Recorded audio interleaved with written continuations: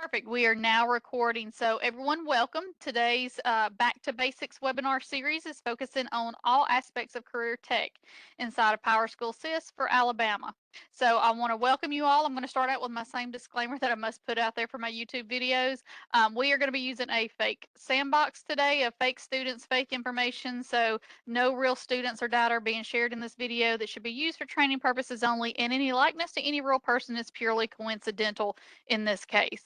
So, what we are going to do today is really go back to the beginning of all things with career tech, or what has been upgraded in PowerSchool SIS to what is called the academic and career plans for students inside of here, and what we have to do on our side as far as our state compliance, and different functionality, and explaining some of the whys and the whats that make this functionality happen.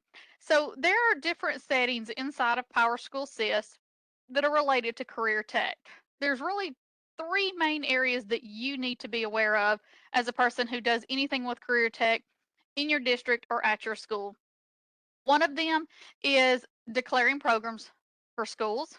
The second one is declaring programs for students. The third one is declaring credentials for students. Those are kind of the big three.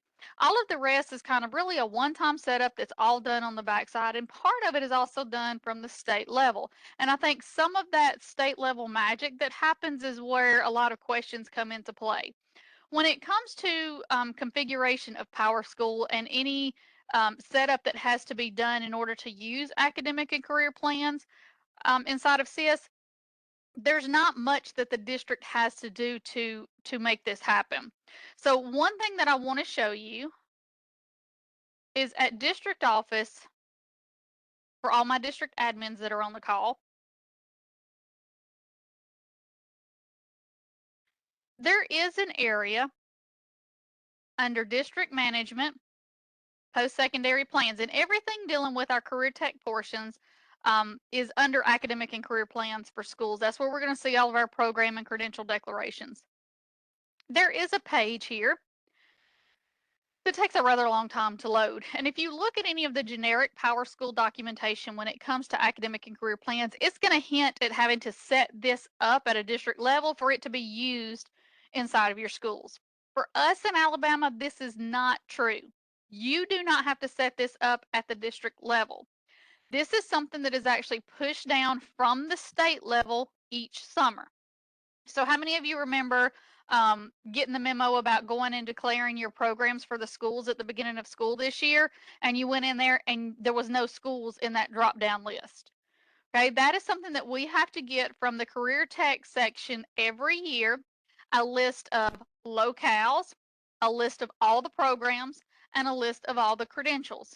And we import those in. We try to get that list in July, but like this year, there were tons of changes made in programs and credentials. So we weren't able to get that list in July. It was at the beginning of August before we got that file from Career Tech.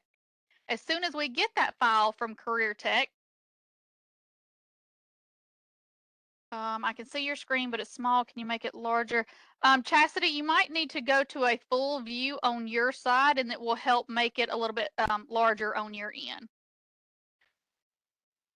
When it comes to pushing this file down, as soon as we receive the file from Career Tech, we push it into the systems, and then I will always send an email out in my weekly newsletter to let you know that the new programs and credentials for the upcoming school year have been loaded, and that's when you can go ahead and start declaring your programs for your school level. And I know that Career Tech asked that y'all load those credentials or those programs very early on in the school year. Now, what happens is we've had people, especially new coordinators, who will come in, they kind of get a little scared because they don't see any schools in that drop down and think that they haven't done something. They reach out to PowerSchool support, and PowerSchool support tries to walk them through this import file process, which you as a district never need to do in the state of Alabama. In fact, it is detrimental if you do it, and it will break in all kinds of things in the enterprise controller and what we push down. So make sure that you have highlighted somewhere, stuck in a binder, put in a post-it note, stick it to your desk, that in the summer you wait on the ALSDE to load those program, credential, and locale files, and look from that email from both me, and I always let Career Tech know that it's ready for you to go in and start declaring your programs for your schools. You have to wait on us to load this before you can go do your part. Don't try to attempt to fill this in yourself. Just let us do our part and then you'll be able to pick up from there. So that's really the only thing as far as post-secondary plans that are at the district level that you don't even have to touch, but I want you to know is there kind of on the back side. The second thing that is, can the person's name be added who declare programs at schools? We'll talk about that, Melissa, when we get to the program declaration. If you don't mind, bring that up again then. The other thing that I want to show you at district office that's kind of important to know is about your courses, especially if you pull in a new career tech course at your school. So under district management and courses and programs at courses, this is where your district administrator and CS is going to come in and they're going to activate. So we know that there's always a lot of new course changes made, throughout the summer when it comes to career tech. So if you know that a new course is coming down the pipe for 25 26 and y'all have already decided we're going to teach this course, it's going to be part of this program, this pathway or whatever for our kids, the person at your district has to go pull that course in from the state and make it available. They would come to this new course. They would search the course. Somebody in chat, can you give me a new course that was stood up for this year? Because y'all had so many, I do not know what they were at the top of my head. What was a new career tech course that came out this year that somebody might have activated? Who's got one off the top of their head? I think it was barbershop, one of them. Introduction to barbering, is that a new one? Internship and AFNR. Let's go grab that one then. So if I type in AFNR, I'm just going to pull this CTE lab in AFNR. Let's see if that's it. Or that project pathway, whichever one. I'm going to pull that course number. I'm going to say I'm going to pull that into my district. I'm going to choose what schools it's going to be available for. So let's just say it's for my high school. It is for so I'm saying it's for this year. We've decided we're going to teach this next semester maybe. How many credit hours? Credit type's going to come in as CTE. If it has any kind of codes, those are going to come in. You put your grade scales on there of whatever it's going to be. They set this up and we submit. Oh, of course, that's one that I've already got pulled down. So once you submit, it's going to pull it over into this courses file right here. So let's look at that file. And here it is right here.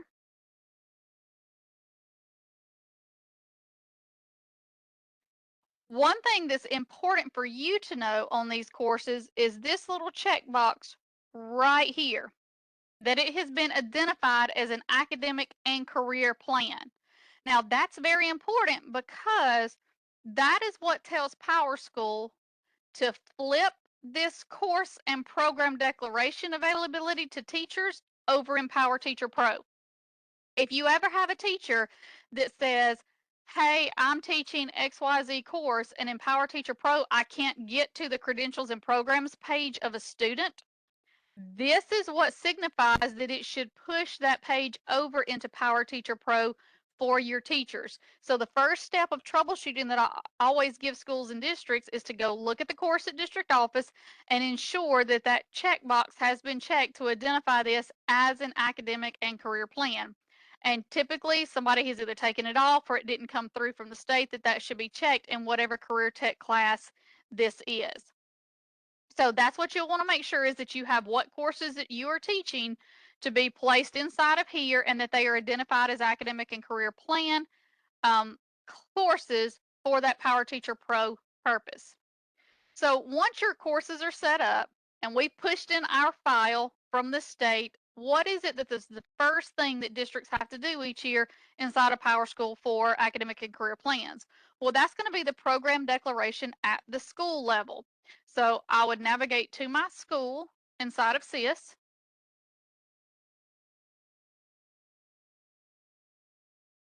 And at my school level, and yes, you would need to do this at each of your schools, including if your district has a career tech center, you would need to do that at that location in your district as well. So you would come under school management You'll notice again, there is that same kind of fly out name that you saw at district office that I went to for when I talked about where we pushed our settings down. This post-secondary plans. And again, I have this academic and career plan setup. So the academic and career plan setup is where you are going to go and declare what programs you are offering at your school. Now, for those of you who have questions about should I add in things from dual enrollment campuses, should I add in things that I know I'm sending students to in other locations, those questions need to be proposed to your CTE contacts at the state. I can't give guidance and compliance answers, but I can tell you once they give you the answer of whether those should be in there or not, how to get them in here. So let's say that I have, 20 programs that we're going to be offering at my school this year. Then I'm going to come in here at the beginning of each school year and I'm going to click this add program button. I'm going to choose what cluster they're in. So let's say I've got an education pathway and we're doing early childhood education. And then I have a locality of where it is. So notice you are presented with all of the localities in the state so that if Career Tech tells you, yes, if you are sending kids to XYZ place to work on this program, then you say, yes, I'm sending students for this program and here's where they will be. So I would add, so in this case, let's just say, let's pretend that because I don't have my fake districts in here, I've got real districts. So let's say it's going to be at Opelika City and it's at Opelika High School that they are taking this education course right here. So I absolutely can go in and declare these.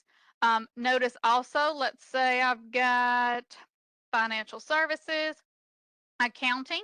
Notice with this new inception of our access courses, are any of y'all on the call taking advantage of any of the access career tech courses and pathways that are for the first time being offered virtually?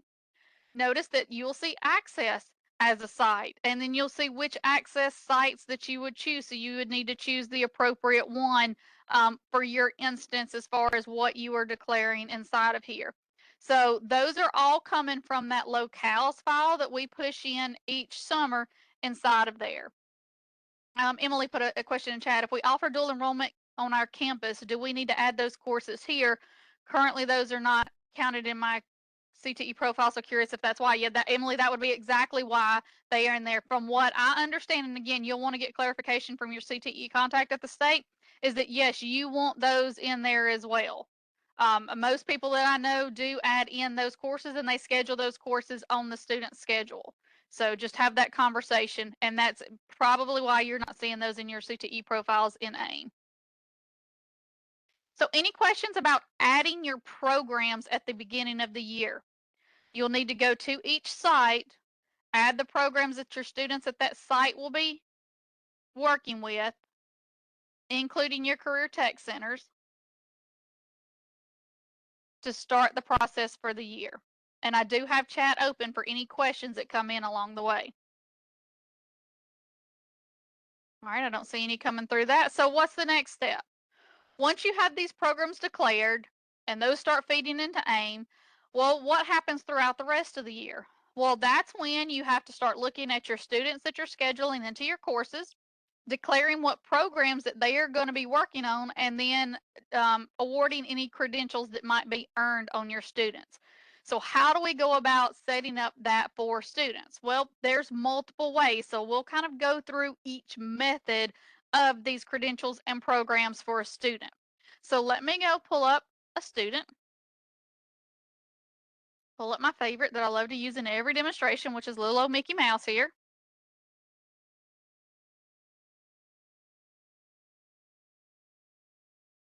And in his set of screens, we're going to come down to this post-secondary readiness. So everything's labeled with that post-secondary wording. And we're going to look at this academic and career plan page for the student. Now, I want to talk about this page and what all the stuff is on this page, because if you've not been with us since the very beginning in 2021, and we started these conversations back in 2019 before we ever went live in 21, some of this stuff you might not understand what's on the page and why. So in core PowerSchool, when you come to this academic and career plans page, you are only going to see programs and credentials that are declared for the academic year you are in this drop down. I'm going to say that one more time. in core PowerSchool without any customization added, and we'll talk about customization that a bunch of y'all have in there. In the core PowerSchool product, when you come to this academic and career plans page, you are only going to see programs and credentials that are awarded in the year you are in up here.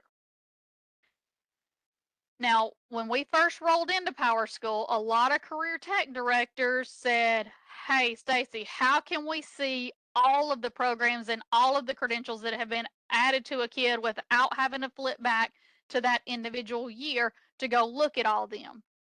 So our developers here at the state, Russ, he created a plugin that a lot of you have installed that puts this, that you see these previous declarations and previous credentials on this page. It basically just inserts a page fragment in here and pulls all that information into and puts it all on that page, so you don't have to go back year to year to see what was declared for your students. If you do not have this plugin, but you're like, why have we not put this in yet? This is actually on a spreadsheet. If you just go to your PowerSchool admin for the district, and Dawn, I'm glad, I know y'all begged for this one, so that was one of the first things that we created for you guys. So I'm glad y'all were thankful for that. It helps because that going back and forth was something else. But there is this report spreadsheet that we maintain at the state where we put all of our reports, all of our plugins that we develop. So that plugin is actually located on this tab down here called Plugins and Power Queries. And I'm going to grab this link and put it in the chat for y'all just in case you need to send this to your district PowerSchool person to come ask them to put that on there. So if you look through these plugins, I'll go find it for you right quick. It's this one right here. We called it CTE Completer because we were trying to make it a way for you to easily identify like the programs all from year to year to help you identify completers, even though it's not really a completer plugin. That's just what we named it. But this is the one that adds those prior years. So if y'all don't see your page looking like this, where you see programs, previous programs, credentials, and prior year credentials, along with the courses, then you'll want to ask your administrator to install this plugin from that spreadsheet that I just gave you. That'll give you that kind of holistic view so that now you'll see anything that was identified for this year and for past years for as long as we've been in PowerSchool. Same thing for credentials. I would see any credential for the student and I would see any prior year credentials. And then at the bottom of the screen, you're going to see any courses that have been identified as career tech courses. And I do realize this sometimes includes some middle school courses. If you have identified middle school courses as that checkbox for that academic and career plan, because that also is reading off of that. So you can look at the grades and look to see if this right here helps you to identify a completer by having that grade of 70 or more with the 3 classes in the pathway and all those different requirements.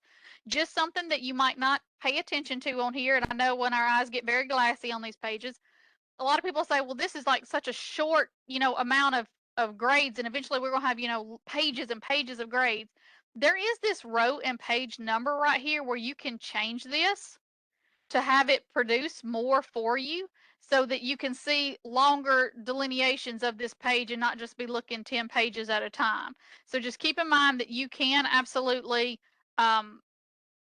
apply that filter and it'll show you more so that you can just scroll down the page instead of having to go page to page. A lot of times our eyes just miss that simply because we're looking first thing at names. Now, the last thing I want to point out on this page is this little bitty hyperlink down here at the bottom. Here's our little quiz for the day, since there's 63 of you on the call. How many of you in here know what this is, what this credential history is? Because it's not what you think. It is not this credential history right here. If you know what this is, will you put it in chat right quick? I want to see how many in here are the OGs who've been here from the beginning that know what that credential history was put there for. I got one OG on the call with me. Two. So like Charles and Twin said, you're correct. That is to import that credential history from iNow. So if this was a student who was back there with us from the iNow days that migrated in, because when we first came in, those seniors that we were needing to look at and those juniors, all of those kids, we needed to go back to their credential history. Well, we are on year 5 of PowerSchool, so we should be at the point that we're all brand new, unless we have some retained students, which I know we do, where our ninth graders or even our 12th graders would have been in PowerSchool the whole time their ninth through 12th grade year for those programs and credential declarations. Now, could you possibly have some middle school programs and credentials declared? Possibly, maybe, if you've been instructed to do that for middle school students. So in that case, you might still have some of those lingering, but this is eventually going to be something that's not really needed anymore, and that historical knowledge of what that actually is kind of goes away. So just keep in mind that credential history is showing you anything that you might have had entered in Power or in iNow back in the day that we migrated in to PowerSchool so that you would just have a record of it because those servers were eventually shut off if you were hosted by PowerSchool. Now, if you're self-hosted, you might still have your iNow server up somewhere, but you could access that. But it's very, very rudimentary data on that iNow data. Now here's another point about this screen. Let's say that there's something that forgot to be entered or needed to be changed, or there was a mistake on one of these past records. Somebody would email and say, Stacey, how do I get to this? Like, it shows me that yes, in 2024 the CNA was here, but it had the wrong site, or it had the wrong this, or it had the wrong that, or I forgot to put this in and I need to put it in now. How do I get it added to it? If you need to edit, adjust, add, or delete any of these records that are in these historical views right here, you have to do it in the year that it was identified, which is why you see right here the year or the date on these so you know what year to go back into. So if I need to adjust this project Lead the Way biomedical science, health science, where, ooh, that really shouldn't have been declared on there, I'm going to have to go back to the 23-24 year. So if I go back up here to 23-24,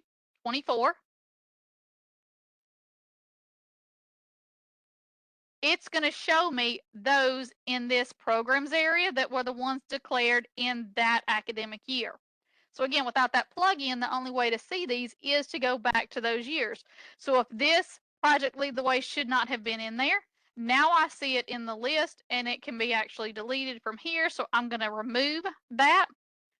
And same thing, I can see the holistic, but I can see exactly what credential. If I needed to go in and adjust this, like I chose the wrong site here, that this should have said, Marion County at Hackleburg High School, just for example, I could do any adjustments, any additions, any deletions back in that year. So that's very important to know, especially when y'all are auditing your AIM data, trying to get your information certified. Now, again, make sure you do it before those cutoff dates that CTE give you. But you can go back, because a lot of times we flipped into the new academic year when y'all are working on stuff in the past year. You still can go back to that past year in here and go update any of the information that you need to. Same thing at the school level of declaring programs. I've had people that needed to go back because they forgot to do it at the beginning of the school year. You can always go back as long as that window is open and that update is still occurring from CIS over to AIM. Now, once they do that cutoff and they lock and certify those portals, any changes you make in here are not going to pump over into AIM. So that's very important to know. So you've got to pay attention to your timelines on that.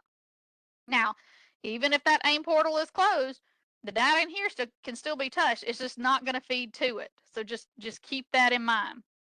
When it comes to adding the programs and credentials, so let's say we're in this school year, how can I actually get the program added to the student record or get the credential added to the student record? Well, there's really 3 ways to do it that I would recommend. You can either come to the individual student record like I have right here with Mickey Mouse, and I can manually add these in. And notice I'm on the admin side. So as a person who has access to sysadmin, you can go in, add the program. So let's say he's architecture and he's going to be plant science, and save. Simple as that. You pick which one it is, you add it to the record.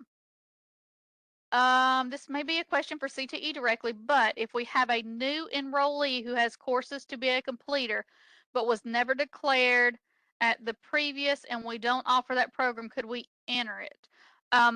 So can the program allow you to enter it? Absolutely, it can, but you would want to ask CTE should you enter it for them. So that's what I would make sure. Get that guidance for them, but absolutely you could. So, like, for example, let's say Mickey Mouse transferred to me from um, a district. And when it comes to a program, notice when you add a program, you're not putting a locality. So I could say that, yeah, they had a program declaration of Army JRTC, but I don't offer it here, but I notice it didn't come in from the other district. So you would just need to make sure that it's okay for you to add it here. Now, when it comes to the credentials, those absolutely are where your localities are. So if it didn't come in, if the other district didn't get it put in before the student transferred to you, because with our students transferring across the state, all of this data transfers with them. So you should see that information coming in from other districts, because we've found some weird anomalies with data. Where some kids have had credentials and programs marked as young as second grade before, and it rolls into another district and we're like, what's going on? And we saw that it was from a transfer. So just be very cognizant of that. In these cases, if it is a credential, then yes, these localities can be for anything in there. Now, as far as would you need to declare it at a school level that it was done at another district? That would be a career tech question, but I'm doubting they want you to do that declaration at a school level, because then that counts towards your program counts, and that wouldn't technically be true. So just get that clarification from them. So when it comes to adding the program and credential, it's pretty straightforward on this page right here for an individual student. But for the majority of the time, you're not wanting to enter them for an individual student. You're wanting to enter them for a group of students, because maybe an entire class is taking health science foundations because they're going into nursing or something, and you need to declare that nursing program for all of those kids. Well, there's two ways to do that. You can do that either in the admin portal, or it can be done in the teacher portal. So let's look at both of those. And again, this mass entry of these academic and career plans do not come with core PowerSchool. So again, we took Russ to the task and said, hey, help our career tech folks out. We need a way to mass enter programs, and we need a mass way to enter credentials. And so he built a plugin. So there is another one on this list right here that gives you functionality that when you have a student group chosen, so let's just say I'm going to go to my teacher schedules, and I'm going to go choose a teacher that I know teaches a career tech class. So I'm going to choose this teacher here. And notice I've got this intro to engineering class. So I want to go into this enrollment number. So I'm going to click here. And here's all the kids in this class, and I want to go declare them for whatever program it's supposed to be for Intro to Engineering. So I'm going to say, make this my current student selection. So I grab all of those kids. Now, I'm actually not going to grab all of them. I'm going to grab like 5 of them because I want to save this for you. Update that selection. So let's say that I've got all my kids. Now I'm going to go to this drop down, and I'm going to scroll down. Keep on the scrolling. Oh, where is my math? There we go.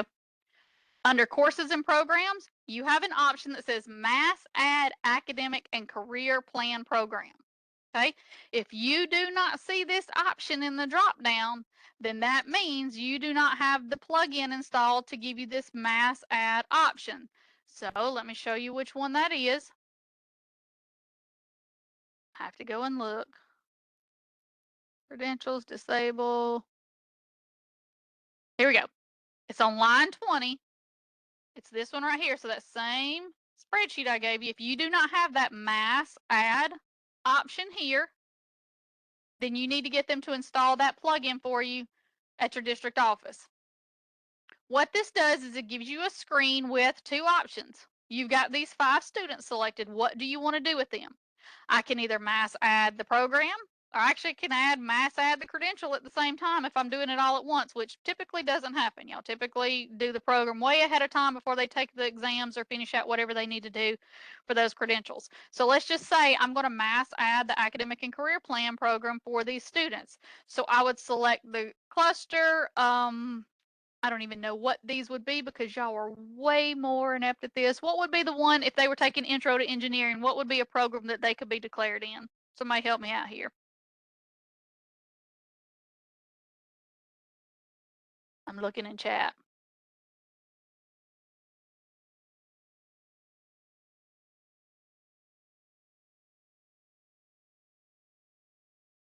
I feel like I should know this one. It's not going to be manufacturing. Oh, maybe it is. Maybe it is robotics. Maybe it's project lead the way engineering. That sounds reasonable.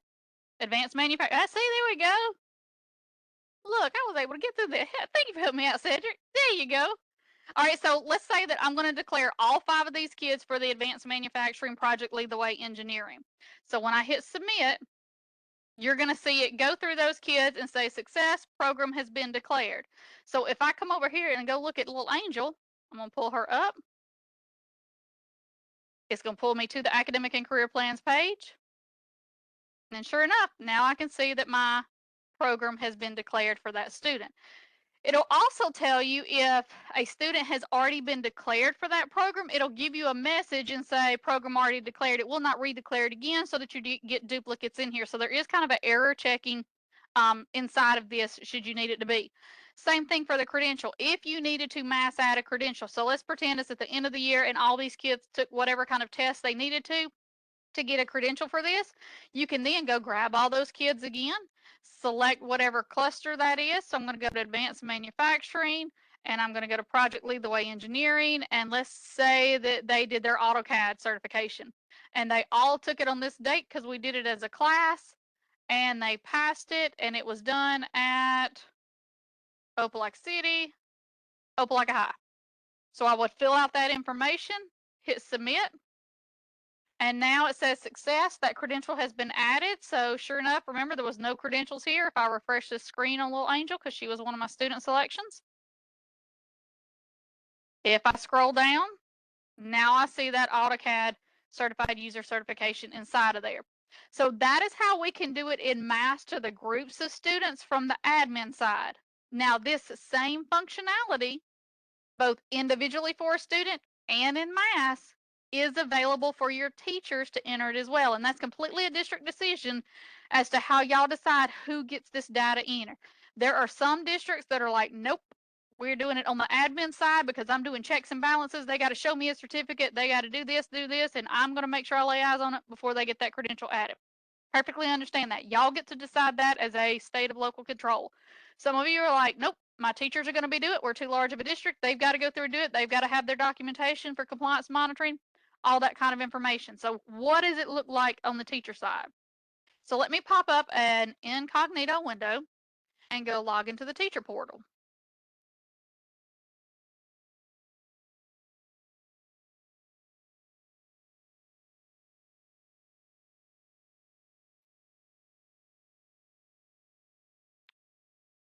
All right, once I log into the teacher portal, to get to these pages, no matter if I'm doing it singularly or in mass, I'm going to have to look under this student information card that you see right here. Now, here's something that's very, very important to note. Do y'all see that when I log into my screen, up here at the top, it says 2526? Can everybody see that? Some of you have yours set not to look at a whole year. Sometimes the districts, y'all will decide to only show them like a semester at a time or a quarter at a time. If you do this, I can guarantee this is going to happen to y'all at some point in time. You're going to say, hey, all first semester career tech teachers, please make sure that you have declared your programs and added your credentials before we get out for the holiday break, right? But inevitably, you're going to have somebody who doesn't do it by then. And so then they come in January and they're like, oh, I got that teacher work day, in January, I'm going to add them all in them. And they come to this and they don't see semester one in the drop down. So if I don't have semester one in the drop down, I don't see my semester one classes, I can't get to this little card right here. When that happens, your folks at district office are going to have to come back. Let me just minimize this right quick. They're going to have to go to district office. I got to tell this back because I was at the school just a second ago.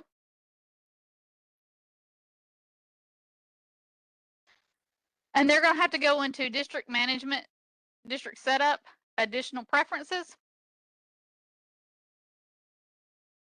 and they're going to have to update this default term level. Instead of looking at the full year, they need to look at instead of looking at semester or quarter, they need to change it to the full year so that you'll be able to see your first semester classes again. So if you ever get to that situation where your teachers are saying, "Oh, I can't see my kids from first semester anymore, and it's second semester, and I've still got to go in and declare," or maybe it's your PE teachers have got to put in their fitness scores or something like that, you've got to, as a district, go flip this back so they can see the full year to be able to see that from the teacher side. So just as a FYI on that.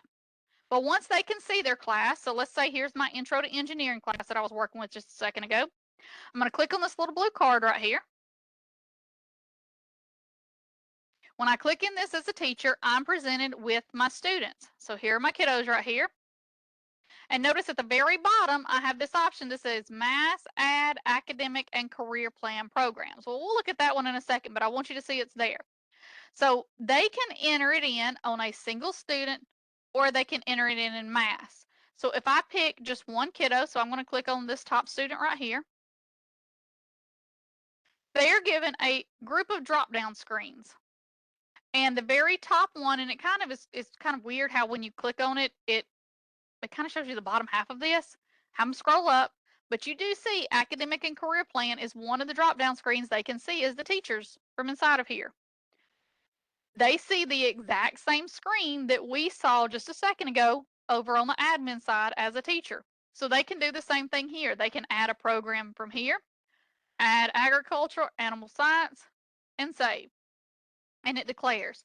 They also, if you've turned that plugin on, can see past declarations and past credentials. If they need to add in a credential, they can absolutely add it in here. So if we know that this was a marketing and sales, marketing, that for today, because this kid's just, come on, give me the date.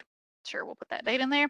Past, and let's say they did it through Access, and they did it through Madison City, and we save, and it adds. So that teacher has that same exact functionality that we have on the admin side. But again, do they typically go in and do it one by one? Nope. Typically, they're wanting to do it in mass. So with that mass add plugin, they click on this link here. It's going to present them their class roster. So it's going to locate just these kids that are in this current CC record here for that have CC record of this section right here. They go through and they pick who do they want. If they're cherry picking, you can just click, I need these 3 kids to go award this to, or I need these 3 kids to go do this to. Or if they need the whole class, they can just choose that top button and it will select everybody in there. But let's just say I've got 3 kiddos that I need to declare a program for. So I would come down here and I would choose the cluster. So let's say that this is our advanced manufacturing and it is the project lead the way engineering and I need to award that. I'm going to hit submit and it shows that the program is declared. Same thing for the credential. I'm going to be given my whole list of students and I'm going to say these 3 kids right here were awarded in advanced manufacturing, project lead the way engineering, AutoCAD, today's date, past, locality, and you would do whatever date that they actually earned it on, but I would choose my site, my school, hit submit, and notice this one right here says, oh, error, the credential is already declared for this student. So this is that error checking I was talking about. If you try to declare a credential or a program or enter a credential again and you had already entered it, it's going to show you this right here. It keeps us from walking on top of each other because sometimes you'll have teachers who will go in and try to add a credential, but then you have an admin come behind them and go to try to add a credential, and we don't want it duplicated in there. So we put that error checking so that if you tried to go behind them, it would be able to work inside of this. Christine, do we have access to the teacher dashboard? So what kind of position are you in, Christine? Are you over on the admin side? When it comes to the administrative side, okay, so if you're district level, you can't see the pages that are on this landing page inside of Power Teacher. So you would have to either have a teacher log in to a class inside of here to be able to see that. But just know that this is the exact same screen that you see on the admin side. So when you get to those kiddos, oh, in fact, let me get back into my class that's a CTE class. When you're on those kiddos, that screen that you see is the exact same one. And that's one of the reasons I do these videos so that y'all can see it from the district side. And since we're talking about that, I will say if you are not familiar with our Google site, I have this website where we put all of our tutorials and training. There is an entire career tech page that shows, like, I have a video here of how to look at these academic and career plans from the teacher portal. So if you have new career tech teachers that are coming in and you just need a quick down and dirty of how to train them on this, you can absolutely point them to this page, tell them to watch this video, and it's going to show the exact same thing that I'm showing in this video right now. In fact, I'll be loading this recording that we're doing to this page afterwards. And so we've got video on how to mass add it from the admin side. I even have entering programs and credentials, like little, because I know some people don't want videos. They want a piece of paper that they can print out and kind of walk through it step by step. Here I have how to declare programs and credentials for students, how to enter program declarations for schools, and then we're going to talk about this checkbox here in just a second. So do we have any questions on how to mark credentials and programs on the student record from either the admin side or from the teacher side? Now that you've seen it's kind of the same. You can do them singletons, kid by kid, or you can do them through that mass entry in both programs. I know that was a big ad for a lot of y'all to get that mass entry inside of there so that you didn't have to do it student by student anymore.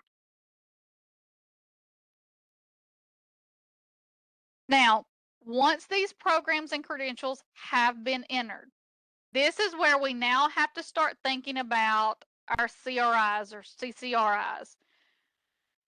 Because a lot of people think that when you enter this information on here, that it is absolutely going over to the AL custom page, and I can tell you it absolutely does not right now. Still working on getting some connections in there, but as of right now, it is a manual process. So when it comes to indicating those who have earned our college and career readiness indicators, we have this screen right here. And y'all, every now and then I get an email from folks who says, "Hey, Stacy, I can't see the CTE completer. Where did it go? It's not on my screen anymore." And I have to tell people sometimes y'all got to scroll. Look at your bar over here. If your resolution is set really high, then it might be that that is pushed over to the right side of the page. You might want to zoom back out or at least use your scroll bar to go over, but I promise the boxes have not disappeared on you. So here is where you go through and mark. So if a student has earned a career tech credential, then I would come and denote that through that checkbox right here. If the student has qualified to be a CTE completer after you've checked all the pathways and the grades and all that fun stuff that has to go through, you would check that checkbox right there. Those still have to be manually checked by someone with admin access. This part cannot be checked by the teacher. We can't put those check boxes over there on the teacher side because we'd have to put this whole page over there on the teacher side, and we can't do that. So this still has to be done by somebody at the admin side. Once you check those boxes, you do have to come down here and click the submit button. So many times I'll get a phone call from a district that says, "Hey, we declared all of theirs and they disappeared." Well, it's because they checked the boxes, but they didn't hit submit. If you're not hitting submit on a page, nothing is getting saved in this program. So please make sure that you are actually using that submit button inside of here. Now, a lot of people again are saying, "Stacy, I can't sit there and click 500 kids one at a time that career tech box." No problem. We got you. There is a way to do this in mass as well. And I'm going to point back to this article right here that I have on how to mass update, because you're going to need to know what the field names are, because we're going to do this through what is called a student field value update. So if I go to my main screen, let's say I've got 5 kiddos that I'm going to say have earned a CTE credential. I'm going to make those 5 students my current selection. So let's say Mickey Mouse is one of them. So there's Mickey, which, by the way, you know, when you search for a student, if you don't click on the name, if you click on the blue plus bar, it just adds them to the list without going in the record and having to come back out. And let's say that I have Luke Skywalker. So I'm going to add Luke in. And I've got SpongeBob SquarePants inside of here. Actually, I'm going to pick Patrick and SpongeBob and squirrel. Okay. I've got those 5 kiddos right there that I want to say have earned a credential, so I need to check that box of them over on their Alabama Custom page. I'm going to click this group functions drop down. I'm going to scroll down to this change student field values. I'm going to let the page load. Takes a second to load. All right, it tells me verify up here. 5 students are selected, so good. I'm working with the right group of kids. I need to tell it which field to change. Well, on this document, I tell you exactly the field names for these. So for example, if I have a to update career tech for earning a credential, I want to pull this field name right here. So you can absolutely control C to copy it and come over here and do control V to paste it. If you don't know that that exists, you can click over to this field right here. Here are all the student fields that we can touch through student field value updates. If I start typing career tech, it's going to tell me there's my career tech field. Now notice there's a bunch of other stuff in here, but if you don't know your field definitions, I wouldn't go play in this area. I would make sure I knew exactly the field name I'm looking for. I can search through it here or I can copy paste. That's why anytime we try to do anything with field value updates, I try to give you the exact field name for y'all to copy and paste so there's no mistaking what you're changing. What is the new field value? So I even tell you in these directions right here that once you know, put your field name in there, you're going to put the new field as a 1. Entering a value of 1 tells the system to check the box. So PowerSchool is a system of zeros and ones. 1 means check the box, 0 means uncheck the box or don't check the box. So I want these 5 kids to get this box checked. So I'm going to say I want this field updated to a value of 1 in the database. Hit submit. It's going to give me a confirmation page. So this tells me either that kids had data in there, so it's a 0, which means somebody probably checked it, then unchecked it and submitted it, so it sees a 0 in there, or that's never been checked, it's got a null value, and it's saying, are you sure you want to change it from these values here to a value of 1? So I'm going to hit submit to say, yes, I want to change it. Now, if for some reason you get to this page, you've got your 5 students selected, and it doesn't show them down here when you hit submit, that means they already have that value in the database.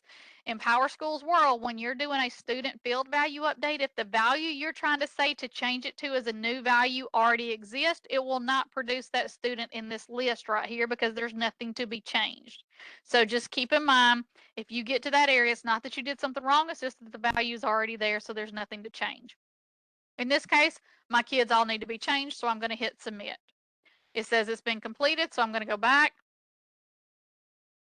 That just takes me back to the student field value screen, so if I needed to update another checkbox like CTE completer, I absolutely could do that using the same steps as well. Now, if I go back to my kids on the main screen and click into them, so let's go to Luke Skywalker.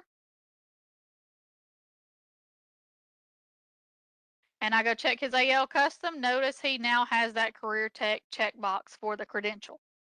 So that kind of mass entry for it from these directions right here can only be done on the admin side through the student field value update. So if you can get a list, from your teachers of who needs to have that in there, or you could run a report of who has earned a credential, you can then grab those students and make them your student selection. So that's probably the next question that you have. Where would you go find these reports to report off of all of this data that you have entered inside of here? Well, our biggest area for reporting is absolutely going to be in enterprise reports, and this is all controlled by your district. Security that your district has set up and reports that your district has installed. So I'm going to show you a list of all of the reports today that we have, and again, they are all on this report spreadsheet right here, like this middle tab that's kind of purpley, are all of our enterprise reports. It's a little overwhelming. We've built over 150 reports of different flavors and varieties. But if you want to take a gander in all the free time that we have out there through all of the different reports, so you can see all of them that we have developed in case there's one that you don't see in your list that you're like, ooh, it'd be really nice if I had access to this report, and you can request that your district PowerSchool admin install it for you. But I'm just going to go to data and reporting, and I'm going to go to reports, and I'm going to go to enterprise reports. Now, when it comes to career tech reports, there's not really a section for career tech inside of here. So it could be that they are put in different areas and you would have to be granted access to these different areas in order to see them. So I think majority of my career tech stuff, I just stuck in this generic list category. But you'll notice we've got an ALSDE completer check report, a CTE credential data report, declaration and credential checks, CTE student counts by school. There's lots of different ones. Another big one, where's my base cohort FAFSA? Sometimes when it gets up, it's right here. Sometimes you can just do Control F. If I know I'm looking for the CCR report, I can just type in Control F CCR and then, tab through so that it can find it and highlight it for me. This is a really good report if you're checking your seniors to kind of see who have you entered in your credentials and stuff with. So as I pull it up right here, I can see, oh, I have 39 completers. This many took the ACT. This many took this many took that. You can flip from the report from the dashboard to a report view where you'll have all the kids listed and it will give you all of the information. Like you can see your whole school or your whole district at one time of who have earned ACT, AP, IB, active, who has earned CTE completers. So maybe you want to know who all have you, awarded a CTE completer to. You can click on these and filter. So remember our zeros and ones. A one means the box is checked for the student. A zero means it's not checked. You can see all that information. I can flip it back to the dashboard. When I flip back to the dashboard, it kind of redoes this chart right here, and it will actually tell you any kid that you don't have a CCR identified for. So I'm like, ooh, this is grade 9 through 12. Who has not earned their CCR yet? I can click on that graph, and it's actually going to filter the list of data and give me the list of kids who have not received anything or who have not gotten, a credential if you're requiring some kind of credential or something. So that's one kind of important report that you might want to know about. If I want to go to the declaration and credential checks report, let's take a look at it. So this one right here is going to give you a list of all records of students who have any kind of credential and data. Notice we give you different things of who has a declaration but has no credentials earned, or who has credentials but never was declared for a program. So if you have any of those in there, so here I can see that, Alexander A.A. Mouse somehow earned a credential in general ag, but yet I never showed a declaration for this. So it kind of gives you some error checking that you can do inside of some of these as well. I can also look at credential data. So if I wanted to look just at credential information, we kind of give you some charts and graphs where you can see how many credentials have been earned year by your students. Give you your cluster breakdowns for your students, your program counts, unique students, and we try to do it at the unique level because we know y'all have some issues with duplication and seeing students that are across multiple ones. If it's been done year over year. Credential counts, and then again we give you a spreadsheet where you can go through, filter this information, download this information however you need through these action buttons. There is a download feature, so if you want to break this out as a CSV file and work with it in Excel, print it out as a PDF, you absolutely can on all these. You can add all kind of filters depending on what you're wanting to search for. Now somebody had also asked, is there a way to see who entered the credential earlier? This report right here tells you who entered this information in. There's also something else I wanted to show you. When you are looking at, let's go look at Mickey Mouse. Sometimes there'll be times where y'all are looking to see that kids have had a program entered or had a credential entered, and you're like, who did that? Where did that come from? I didn't enter that in. Or who checked that box? Who unchecked the box? I didn't do it. One thing to pay attention to is change history on these screens, because change history will always tell you the story of who did what. So like right here, it absolutely timestamps to say that me, Stacy Royster, on 10/28 at 1:48, changed this career tech credential checkbox from a 0 to a 1. You can change these date ranges. So if I just go back a few months, hit apply, notice I get way more information and logs of every time this page was touched for different people and different reasons. Now that is also true on the post-secondary readiness academic and career plan page. It also has a change history functionality. Again, this is controlled by security, so if it's not been turned on for you, you would have to request it to be able to see this information. So I can see this change history right here to say, yes, it tells me that Stacy Royster added in this credential, this Career Tech Program ID. Now notice it kind of gives those ID numbers that are in the background and not the actual name, but this still, we can do some translations to find out who added this, what happened, and so forth. You can also see when stuff is transferred over from another district because it kind of shows that system process being the one that bringing it in and added it to the student record. So sometimes digging down through change history helps you to find whatever it is that you're looking for in your investigation of either why a credential or program is there or is not there if you believe it was entered and then deleted, because nothing just deletes. Like, there is record of this movement of data every time. If there's no record, then guys, it was never entered. Like, if they never press that submit button, then it's not going to show in there, and that's not a deletion. That's a not following through a process. So just, I want you to be aware that that kind of information is in here. So take advantage of each of these reports. Here's your CTE student count by school. So I can see, you know, I got 610 students that are in CTE. Anytime you see a little magnifier glass, that means you can drill down and see even more. So here I can see of my 610, here they are, what their CTE courses are that they are taking. So if you just did not realize that we had a lot of these, very, very much so, take advantage of them, because some of y'all I know are like making your own reports out of spreadsheets through courses and stuff that will help you. These help you so much better. And I will say that on the Alabama PowerSchool website, I do a couple of videos. Just I did a video on how to walk through our historical grades page or enterprise report to show you how you can go and find a completer. There is nothing in here that we can build that's going to tell you who your exact completers are, because every one of y'all have different program pathways because there's so many different combinations of them. We don't have access to what you developed of what can be in a pathway. In fact, we don't have a way in here to read what pathways count toward what programs toward completion. Like, that's kind of the key that we're missing in here to be able to pull anything together. So the best thing we can do is kind of group the data for you as good as possible for you to look at it. So Cedric, you said you want to talk about the completer report. This just kind of gives you the classes that they took that are constituted as CTE classes through the credit type. Like, they have to have that CTE credit type in that historical grade, which can be a problem for your dual enrollment classes if you do not have those set up correctly at district office for you. If you have a dual enrollment class that a kid took, the only code that the state's pushing down is that CC, college credit.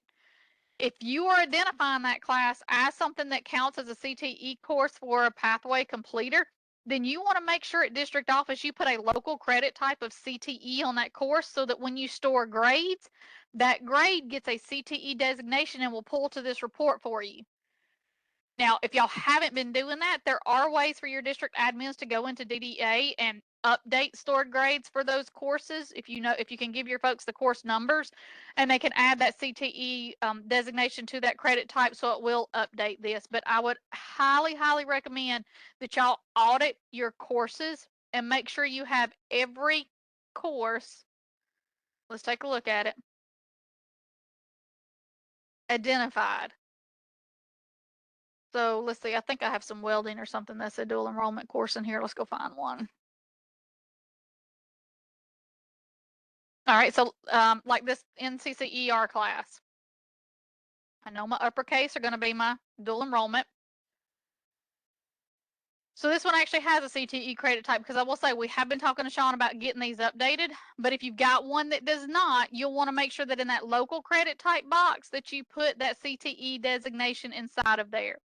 Some of them you're going to see this year as Sean is getting them updated. You're going to see them to now be tagged as that. But if it didn't have this state credit type last year, then any of the grades you stored last year wouldn't have it. You would want to make sure to update those stored grades. So if you have a course that is not showing a CTE here from a dual enrollment course that you know should be CTE, you have to put it in this local credit type here so that it will then flow to this report here. So Cedric, what questions do you have about this report? Or is this the one you were talking about?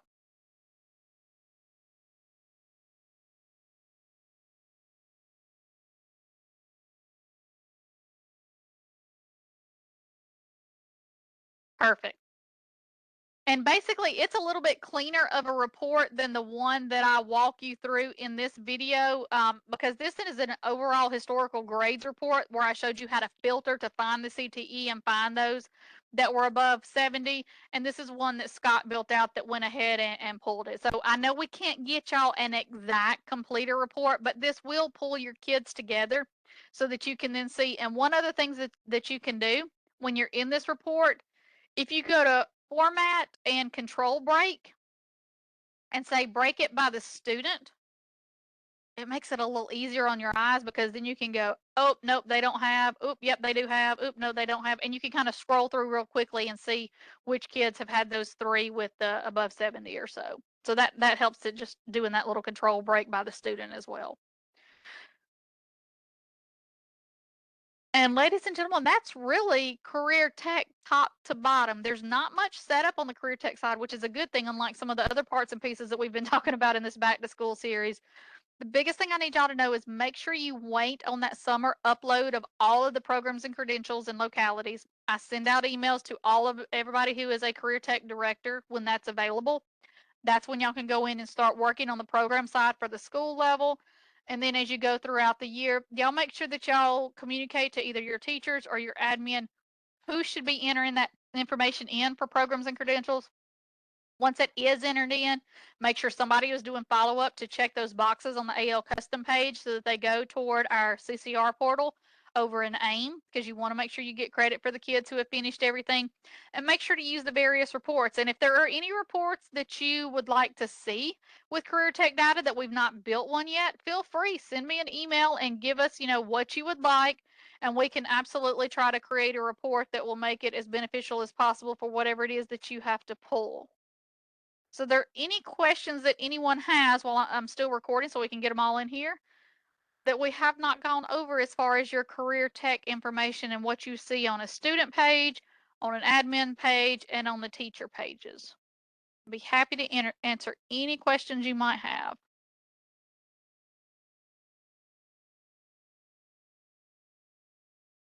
One of those things that I was talking about with the credentials. So in like this credential data right here where you have your credential counts. So if you know that all of these kids had a credential and passed, like I could come over here and say, oh, let's find all of them that passed the credential. And once I have those, kids in there, I can set the current student selection. So if I know these are all the kids who need that checkbox over on the AL custom page, I can set them as my current selection. And then over on the main page of SIS, when I go back,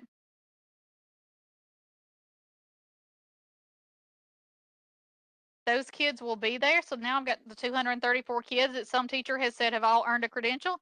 And I can quickly go to change student field values and change that box to a 1 and go check that checkbox on all those kids at one time. So I know that I've got an entry in here to prove it. Now I will say I am working with PowerSchool to get it where once y'all enter a credential in, it will automatically check it. It's just not there yet, but that's still on our roadmap to get that added in here. But for right now, you still just need to manually do it. Tasha, will you email us the recording or where can I find it once it's over? Oh, absolutely. So once this recording renders, and with it being an hour-long video, it takes it a little while to render. I will email it out back to all career tech directors or everybody who was designated in that email that got the invitation. But also, I will put it on this page here of our Google site.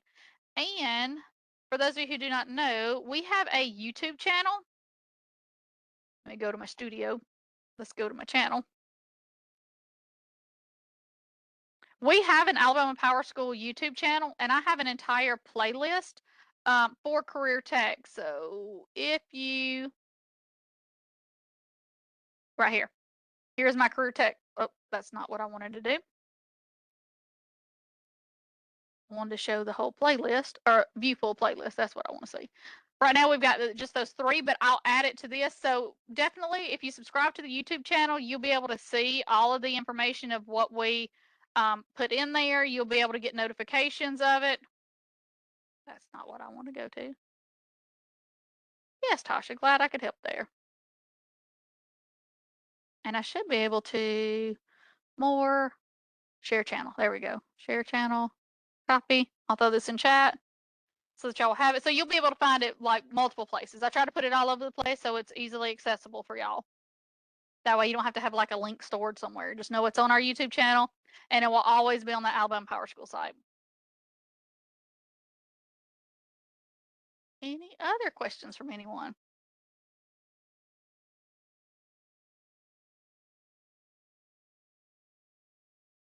All right, I'm gonna go ahead and stop the recording to let it render